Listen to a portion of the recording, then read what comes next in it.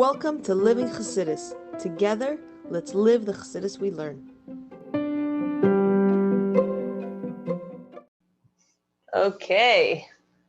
Hello. Welcome, everybody. We are here yet again for the Chinuch call-in show.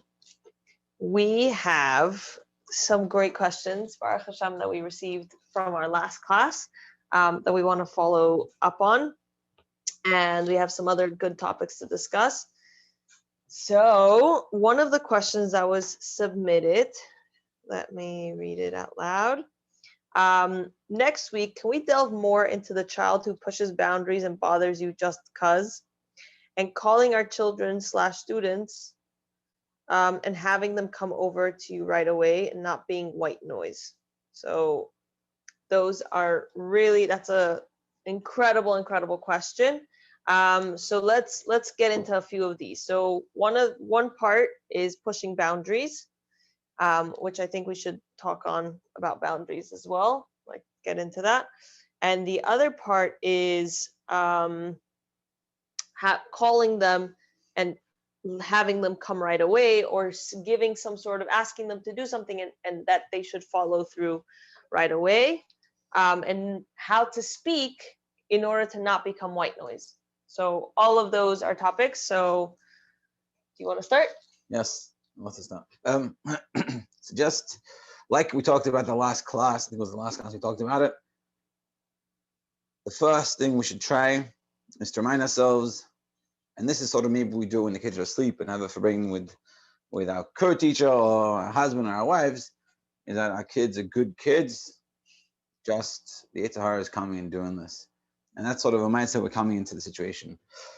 One of the things that I thought about from last class, I was analyzing myself and how I was doing with a lot of the things we talk about. One of the miles of this is that you get to like realize, like, am I doing my way on, like, am I practicing what I preach?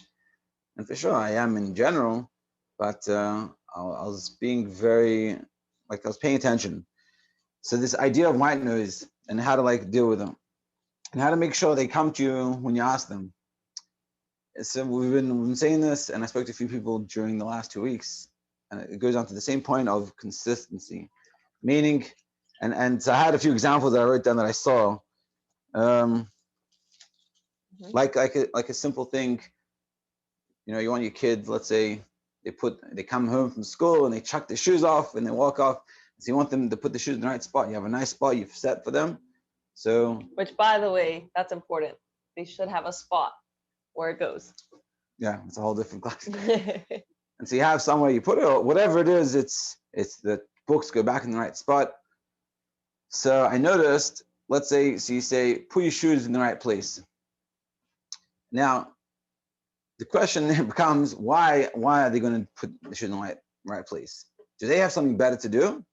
Are you going to follow up with that? Are you going to make sure they do it? If you're not going to follow up, if you're not going to make sure they do it, so why would they do it? You know, unfortunately, you know, let's say in America, there's a simple, like, there's an issue with packages and people stealing packages. And one of the main issues is that they know they're not going to get caught. Police aren't going to go after it. So I'm like, whatever, I'll take the, you know, so some people are brought up not to take packages and some people are not brought up, and I'll just take whatever. And you have, you know, we have this issue everyone talks about a lot. And the real issue is that they know, you know, I heard this study that they said that to stop crime, it's not the severity of the punishment. This is a beautiful word. It's not the severity of the punishment, it's the consistency of the punishment. It's knowing you're going to get caught. People more, they would make sure not to do the crime, more so because of knowing they're going to get caught versus they're not going, versus the amount of punishment. Yeah, how big the punishment will be. What meaning, in simple, in terminology, what we're talking about is if the kid knows that he's not going to be able to get away with it, so he's going to do it. But if he thinks he can get away with it, even though once out of every 2-3 times you get him a severe punishment and he misses out on something, see, that's just annoying for him because it's like it's inconsistent. So it's not about you have to like a punishment, but you have to make sure the consistency is what makes the results. And so when we tell our kid, a simple example, putting the shoes in the right spot, or put the book back, or put the toys away, just follow up with it, and just say it in a way that you're looking, follow, like point, like sort of face the direction of what you want, and have this image of I'm waiting for this to happen now, and the kid will see it on you, and the kid will do it because like you're waiting. Whereas unfortunately, if you say it as you're sitting on the couch on your phone, or you're walking off, or you're doing dinner, which is a very good thing, but your chance of it happening, especially if you're not consistent, the kid is up to the kid if they want it or not. Which means in order to not be white noise, you have to not speak white noise. Meaning white noise is background thing that doesn't really matter. It's just there to like drown out things. If you don't want to be that drowning out, you have to be a person that's going to actually have results coming from it, and that's within yourself. And meaning, if you're cooking dinner and the shoes aren't in the right place, and you can't do anything about making sure they go there, so just don't do it. Don't even open your mouth. Just don't. If you can't follow through, yes. Don't even say it. Yeah, and it could be things that you should say, but if you realize you can't follow through, meaning saying something that's not going to be done that's not the point. That doesn't help, and it's better not to say. If it needs to be done, so then you have to stop cooking, turn off the fire, and go deal with it. But to be cooking and telling them and not going to listen, clean up your room as you're doing dinner, that's like a recipe for disaster, because if they're not gonna do it without you being there and making sure on top of them, and it's a lot of this is something that we think it's within ourselves, and that's what we got to work on ourselves more than working on the kids. It's realizing when we can actually speak and using that, and using the value of our speech and making our speech valuable. That's how you stop being white noise. Some examples is, like, come sit down for dinner.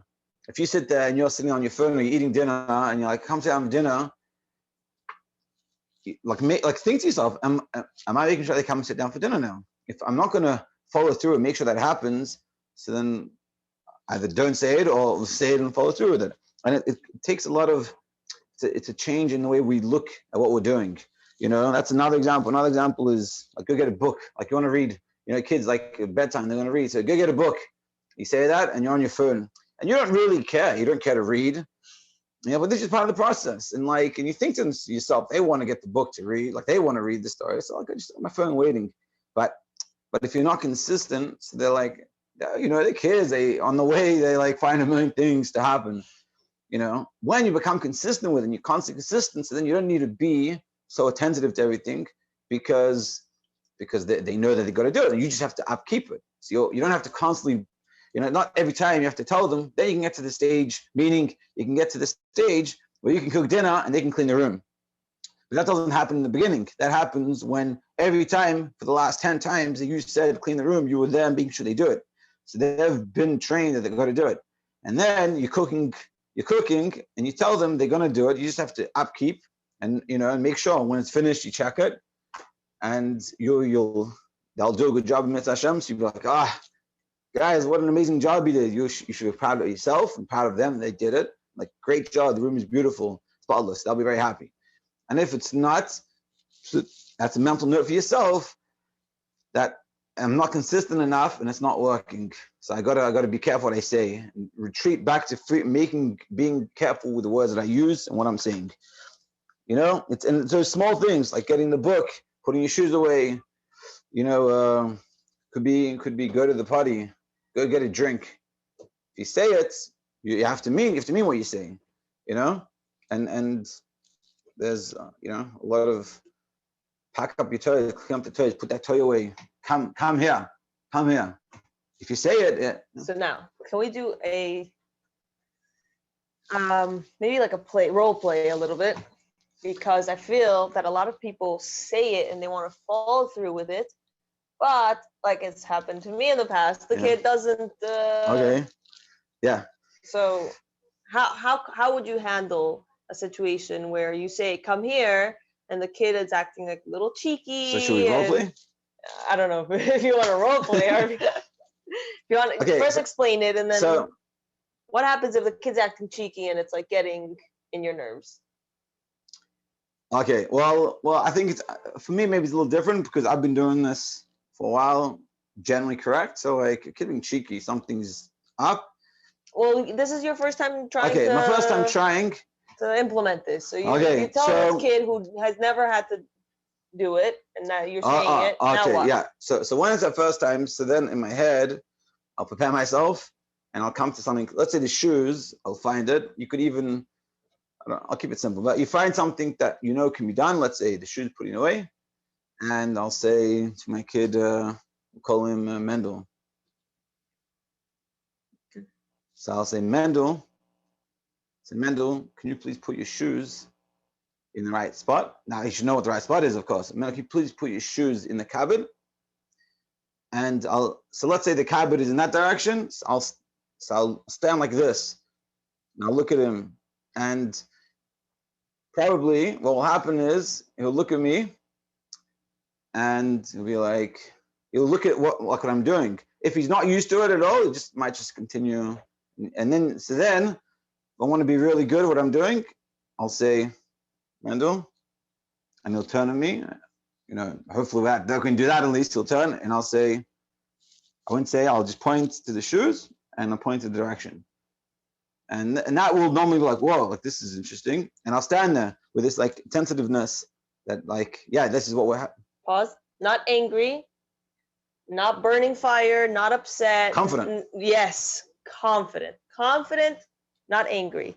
We learned that in previous classes. Yeah, confident, because this is the start to the key to the change in my whole dynamic with my kids or with the students, with everybody. This is just, yeah, it's not because I'm older, you should listen to me. It's because we're here for a reason and we have the things we want to achieve over here. And part of that achievement is you listening to me.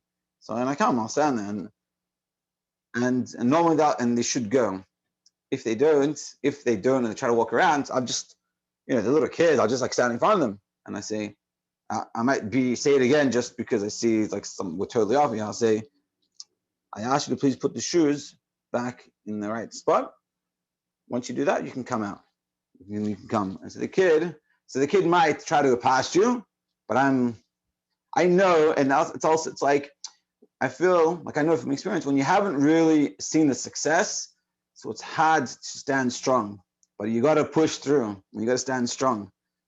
And I know that it's successful, so I'll stand strong. I'm standing there, and the kid might try to go past me, and I'll just stand there and I'll say, and I won't say anything. I'll just show them that we're not moving around until this gets done. They might sit there and sit down. So then I'll wait. Again, my emotion, the way I feel inside of me is I'm calm, but I'm confident in. I know that this is the step to start having success, and I'll wait. And if the kid's waiting and it's sort of that they're testing you in the waiting game or whatever it is, they're trying to see how long, like who's going to give, especially when they've seen that you haven't been consistent and you haven't had that strength. So they say to themselves, yeah, listen, they're going to give in. Something's going to happen. So what I'll do is I'll try to speed up the process by like doing something, showing something else fun. Or maybe in this case, let's say there's another parent, so I'll say, go play like music, have like a dance party. So then, well, that definitely works in our house. In our house, yeah, it works. Whatever it is, and then the kid sees, like we've talked about before, there's no benefit in sitting here doing nothing. I could just put these shoes away and go dance. Let me just do that. And so the kid will do that. And then you'll win that battle.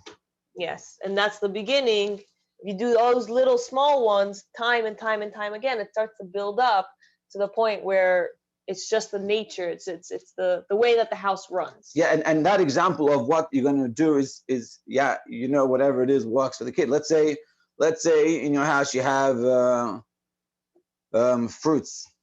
So I would not, to be understood that I wouldn't say go put that away, put the shoes away, and then we're gonna have a dance party. Maybe lechatchila I probably would say that it'd be better. But once I'm at the point that we talked about, I wouldn't say, hey, put the shoes away, we're gonna have a dance party, or put the shoes away, we're gonna eat something yummy, because you're convincing them that you're circumventing the purpose. The purpose is they're doing what you told them. The purpose, you're changing it, and you're showing that you're weak. And what they're gonna do is the next time that happens, they'll say, I'll do it if you give me something. And so then you're showing that you don't have the confidence. So 1 second, let's differentiate. When are you meant to say, if you like, go put on your shoes so we can go have a dance party. So that could be l'chatzil. That's an easy way of saying it. That's like you could do that in the that's sort of maybe a Like, better version. Right when you get home, if that's what your goal is. So right when you get home, that's how you handle it. Yeah, and on that train of thought, if you do that, so then your consistency is until the shoes get put back, you don't have the dance party. And so let's say they don't put the shoes back, and you're like, oh, we want to do the dance party, let's go. And they like look at you like, what? And it's like, yeah, the shoes have to be back. And I'm like, oh, whatever. You're like, oh, we just have to wait a little bit. Tell me when you're ready. And they're like, okay, and they put the dance. And once they do it, you're like, back, we're excited, we're dancing, we're doing the dance party. And it could be whatever it is for you. Right. And now when's the time when you don't say put your shoes, we'll have a dance party? I'm saying you don't have to see it. If you're not in the mood of having a dance party, you don't have to do it all the time. So but I'm saying you made it sound like it works. It's an easier version. Right. So now when you're in the situation where you already asked for something without the dance party, you want to follow through. Yeah.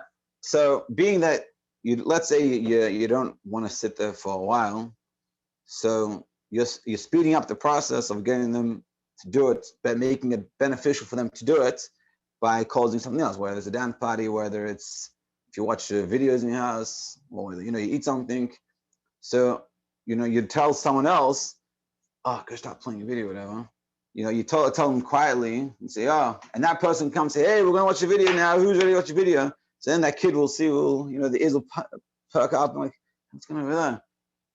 And oh, watching a video, and then they might try again to go past you, but again, you're like, no, you're not going past. You don't have to say, hey, we're not going past until you've already told them. They know. Mm-hmm. Don't repeat yourself because you're devaluing making your words a white noise again. You don't have to. You've said it. As long you have to know that you said it clearly, so they know what they're expected to do, and they have to understand clearly what they need to do in order to get out of the situation. They don't. You need to make sure that otherwise it'll be very hard. Right. But being that they do know, so you just sit there and you can pull out your phone. You don't have to sit there and look at them and make faces or whatever. Just pull out your phone. You learn something, read something, talk to someone else even. You're not trying to annoy the situation. The situation is annoying for them because of their own whatever they're doing. You're just making sure that they realize that. And yeah. Right. Make sense? Hope. Yeah. Well, at least. And together with that, like we said before as well, that doesn't happen every time. That's in the beginning. It happens once. And with that commitment to stand strong with it and follow through with it, you'll be successful. So then the next time it happens, again, you show the same enthusiasm, you show the same body language and confidence. They'll see that confidence. They'll try to test again, probably. But they'll see quicker that it's not going to work. But they've already seen that it doesn't really work. And once you have 2 times, it's time to realize this is how it works. And as long as you're careful that with what you're saying, it's going to happen. So then the 3rd time already, it's going to be quick. And the 4th time, you're not going to sit there. Your body language will be the correct one, but they will automatically go. And then let's say with the shoes, every day for 3 days, you do the same story. The 4th day, you probably won't have to say anything, and they automatically put the shoes there. They already understand, And then you could sort of go and have the opportunity to comment them. Oh, you put your shoes back by yourself. Beautiful. Give them a hug. And you've won that battle. And that helps with all the other ones. But it goes together with the other ones. Remember the same style, the same idea. Redo consistency. Back to our topic, the title. Because it's hard if you do on one thing. Let's say on the shoes, you're very consistent. You do this, but then you talk the rest of the day with everything else. You just talk and you white noise again. So then it makes it more challenging for that situation. Although if you're consistent on that one situation, they'll be like, oh, this is weird, but for some reason with these shoes, I have to go back and by hook or by crook. So I'll get it. But everything else will sort of be weird. Right. So a few tips in regards to this. Tip number 1 is that when you are being consistent, make sure that you are not angry, that you are not losing your cool, because that, again, it shows them that they are having an effect on you. So, for example, one of the things that sometimes gets me is when we play the let's wait it out game. So I go and I say, put your shoes away. And then they start to walk away without putting their shoes away, let's say. And I say, I point again, I look at them, or I say their name, for example, and I look at them, and I tried my best not to repeat myself. And I point at the shoes, and I point at where they're meant to go, and then I wait. Just to reiterate that the reason why you're not talking again is because it's clear they understand. If they don't understand, then you have to say it. But if you're at the point that you know they understand what they're meant to be doing. So the reason why you're pointing and not speaking is because you're giving value to your words. And when they see that your words are valuable, so then the next time you say something once, it has a lot more weight to it. If you say it 3 times, it has less weight. Right. So, for example, yes, exactly. So if you were to say, yeah. So then you point. So then you point, and then the kid either giggles or waits it out, or it's like, can I sit on the couch and like twiddle my thumbs? And somewhere deep inside of me, I realize that the kid is totally playing me for a fool. And it can be very hard because my ego then gets involved, whether it's because we're in public or whether it's because whatever. But if I can tell that I'm starting to get upset because I feel like I'm being played by a 2, 3, 4, 5, 6-year-old, whatever age, then it can be very hard to stay calm and to follow through in those times. So be aware that that could be a possibility. And when you do that, take a moment, even if you're just standing there, maybe don't look at the kid, take a moment to cool down, think for yourself and say, okay, I feel that anxiety, I feel that unhappiness inside of me. I'm going to make sure that it will not come out. They will not feel it. They will not experience it because it's not going to be beneficial for me and it's not going to be beneficial for them.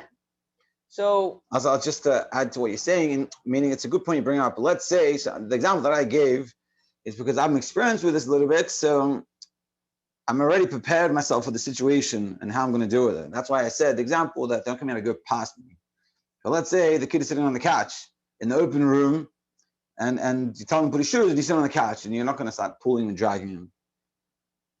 So it's the same sort of svara. You ask them what you want, make sure it's clear. You can point to them, and let's say they ignore you, and you're not going to sit there and hold them and pull them and drag them. So you can do the same idea. Let's have a dance party, or let's go eat something, and the kids are like, oh yeah, and they say you can only eat when you put the stuff back, and you have control of the food. Again, you have to think through it to make sure you have control of whatever the situation. If it's a dance party and you can't control them dancing, then it's not going to work. But if you can do it, let's say you go to another room, you turn on the music, you close the door, and you say, and that other thing, remember, the intent of it is to make it beneficial for them to just follow what you asked. Yes. So step 1 is the first time you say something, make sure that they actually heard you.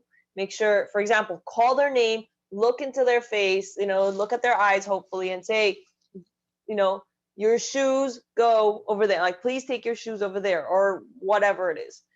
The second step is don't repeat yourself several times. And really the preamble before all of this is when you're getting into it, prepare yourself. Yeah, be prepared. As Sharon think said, about what you're doing. Think about what you're doing.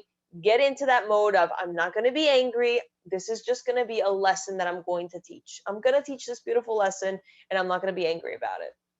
And so when you come in, you already know, stay calm.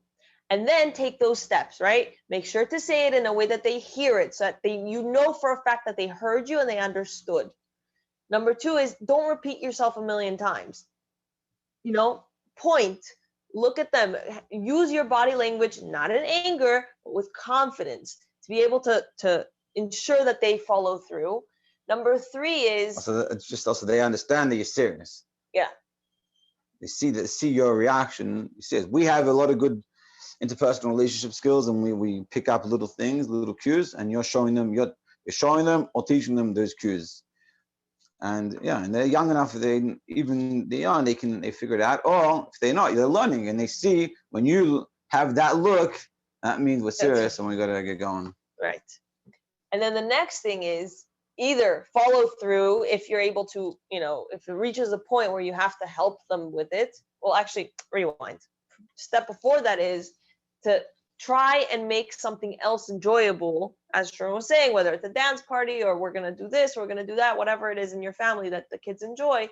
Say, oh, the only thing is you have to put your shoes away before we do that. And also important at the dance party, whatever it is, it doesn't have to be just for them. I mean, it has to be able to be done without them. Yes. Because if it's just for them, so then they don't see they're missing. Whereas if let's say we're gonna have kind of fast watermelon's a treat, let's say, so we're gonna have watermelon, and if there's just you and them, so you go cut the watermelon, start eating, and you have to make it look like it's the best watermelon you ever had, and they're looking at you, and you don't look at them like say, just calm, enjoying, and they're gonna like see. And I want some of that watermelon. And they're gonna know what to do. Or they'll say, can I have some? You say, yeah, sure. You just need to do what I asked you to. And I'll say, if they don't remember, sometimes kids don't always remember. And they're like, oh, what would you need me to do? I'll just put the shoes back. And they're like, okay. And they'll go and they'll come. You give them watermelon, and you don't have to be unhappy about it. Like, perfect. Right. I'm happy that you came and joined us in this good, enjoyable watermelon. And as we discussed before, try your hardest not to hold grudges. Even though you literally just pulled your hair and it drove you crazy, your entire, you were up in, all arms and pissy about it. But once they do the right thing, try your hardest to not hold grudges and just try and let it go and reinforce all the positive steps after that. And compliment them on the positive things that come after that. So all of those, I think, are good tips. I wanted to say also, when you have a situation like this, we usually try at night once the kids go to bed, or even if it happens in the morning and then the kids go to school, so then we have a quick conversation like, okay, how can we this situation is probably going to happen again. Putting away the shoes, get dressed, take a bath, do homework, whatever it is, it's probably going to happen again at some point in our lives. How can we be more prepared to handle the situation next time? And working together with a spouse or working together, with your co-teacher, so then you're able to A, analyze it for yourself, and B, you're also able to enter with it more prepared. So for us, for example, if it happens to be the shoes, so then we have a quick conversation or a long conversation, depends how hard it was, and say, okay, next time that we get home from school and I'm going to ask them to put away their shoes, how am I going to handle it? Maybe I could mention, by the way, this is the place where the shoes go, just so it's clear for them. We have to make sure that the expectations that we have are age appropriate and the expectations that we have are clear for them. Like, put your shoes away, but they don't have a place where the shoes need to go, or they don't know where that place is, then we're also not having the right expectation. So if we prepare beforehand for the situation, A, it helps our mindset. B, it helps us prepare emotionally, so that we try our hardest not to get upset. And B, we're able, C, A, B, 3. C, we're able to have also a team approach. We're all on the same page. And for example, if something happened in the morning, then I shared it with Sharon, and so by the time Sharon comes home, we can work together on it. If it replays itself in the afternoon, something like that. Yeah, and you can discuss it, and there's no failure. Just trying and learning, and yeah, one of the best things we do is we discuss it. At the end of the day, we'll talk about the story, what happened, and how we dealt with it, and once you say it over again, you start to see things and get more clarity. Or speaking to someone else, they can help you together with it, and yeah. Okay, so far, let me see if we have any questions based on this. Okay, we have a question. Okay,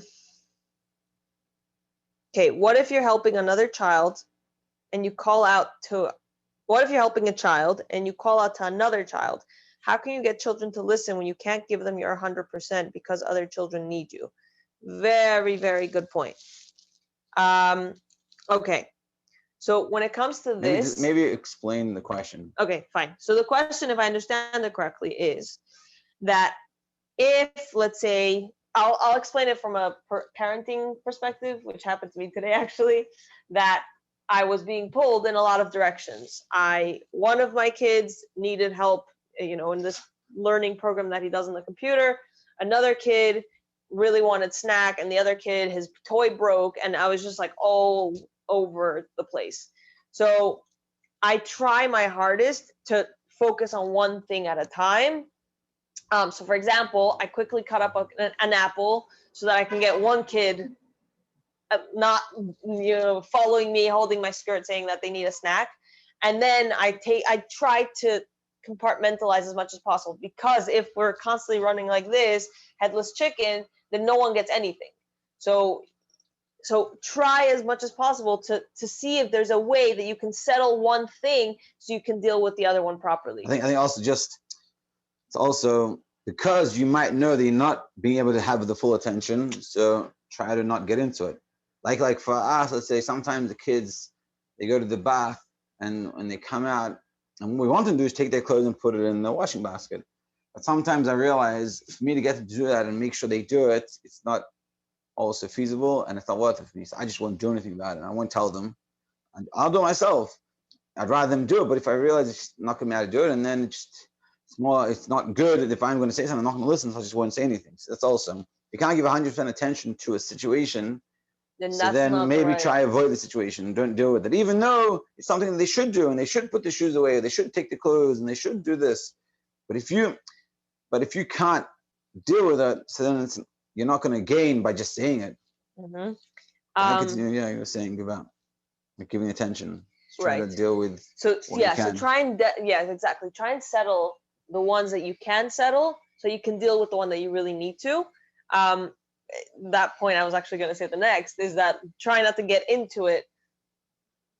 Find opportunities where you aren't being pulled. So for example, I know that when we first come home from school, I know that, let's say, my two oldest are more than happy to go play with toys without any, like, they don't need me for that time period.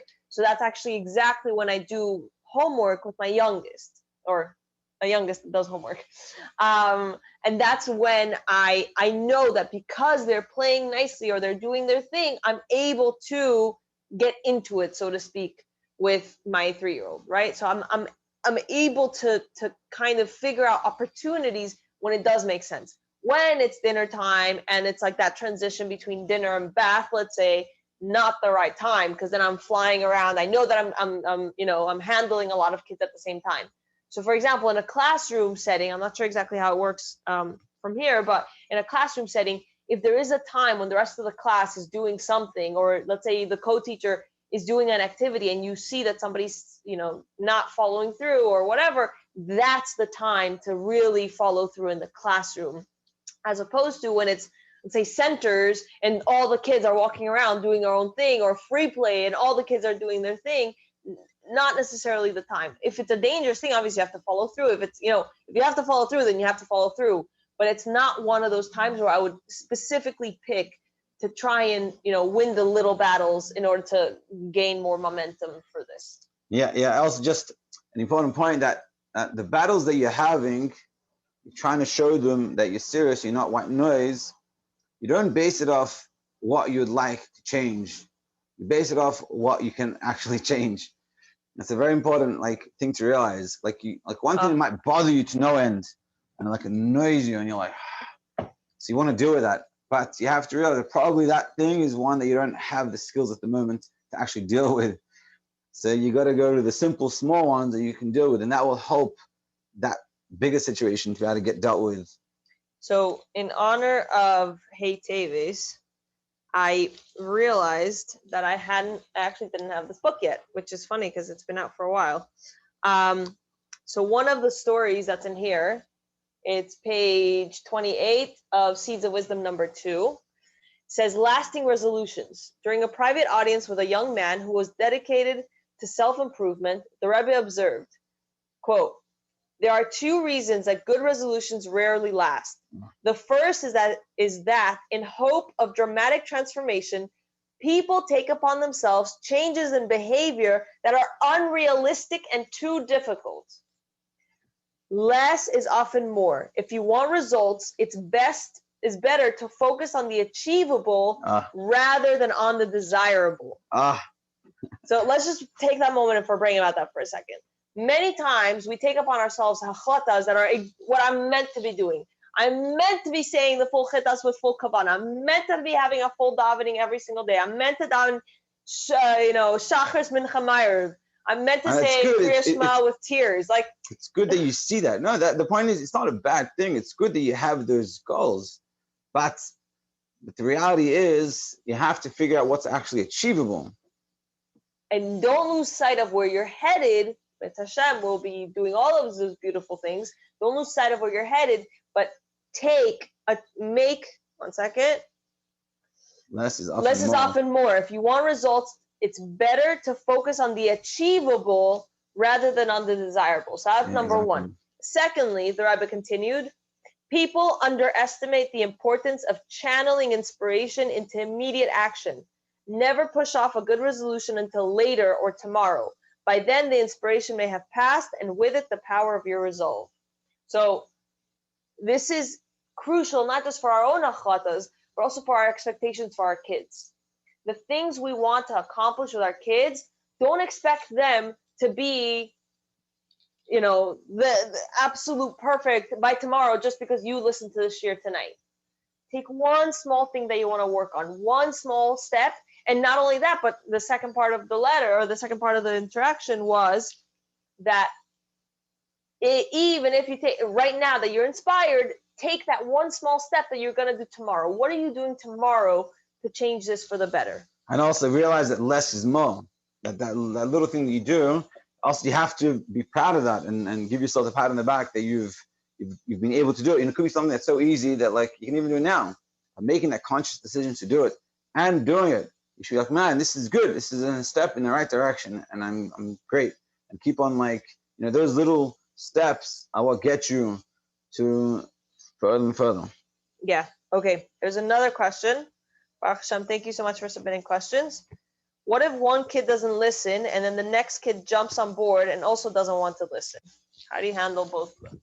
Well, it goes back to the same principle that your thoughts is that it's more beneficial for them to listen. The reason why you want to get them to listen to you is because your whole dynamic of your relationship with your kids doesn't work well if they're not listening to you. They don't respect you. And then how can you teach them? How can you be a parent, not of discipline, but a parent of like education and raising them and teaching them and like forbearing with them if they don't even listen to you? So what you're trying to achieve is realize the benefit of being with you, benefit of what you're saying and what you're doing. So what you do is your mindset is, let me make something enjoyable that they're missing out on for not doing. So if another kid wants to go miss out as well, never for him, I feel bad. But I make it in a way that there's a solution for this problem. You do X and then you get Y. We're gonna go. Like the kid says, I must not put my shoes away. Or I must not clean up. It's like, okay, if you guys don't want to clean up, that's fine. We're just going to go and have a dance party or going to go eat or going to go play outside.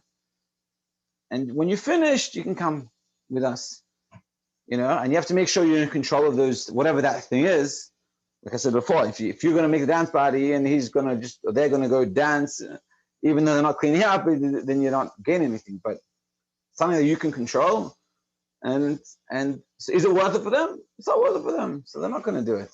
And are they going to do it because they realize it's not worth it? It might be in the beginning they'll test you on it because they want to see if you're being serious. When they see you are serious, it could be a dance party, you're dancing by yourself, or whatever it is, doing it by yourself, and they might try to laugh at you and they try to make fun of you just because they're getting uncomfortable that they're losing out. So they want to make when the kid's losing out, they don't want to lose out, so they're trying to make you feel like you're losing out. So they might come and oh, you're so fun dance by yourself. You don't have to. Don't worry about it. It's key that whatever that other thing is that you're doing is enjoyable enough that it's convincing enough for them to want to do it, and they'll come along.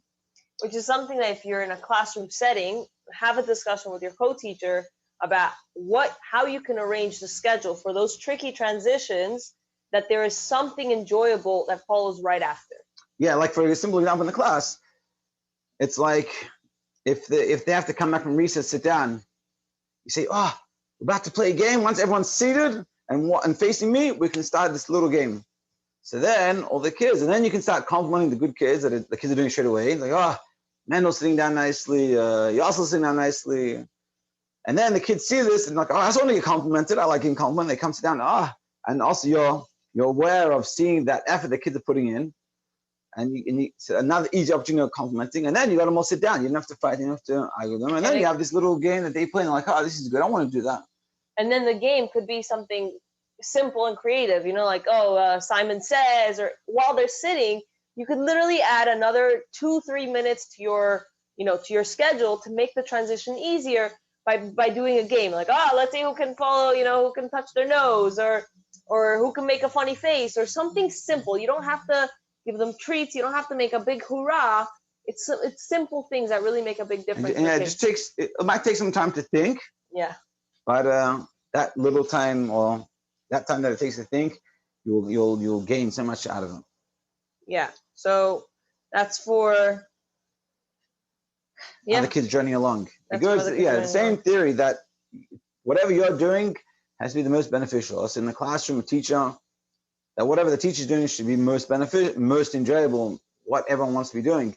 The teacher's the most boring on what no one wants to do. So like, why would I listen to the teacher? You have to be like a tzaddik of a kid to just listen because you're the teacher.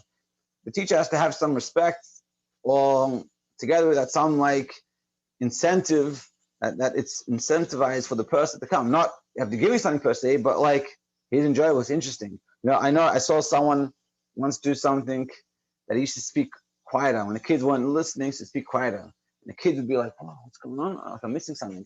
And the firmers, they're all like quieting down to listen. And everyone got everyone to listen.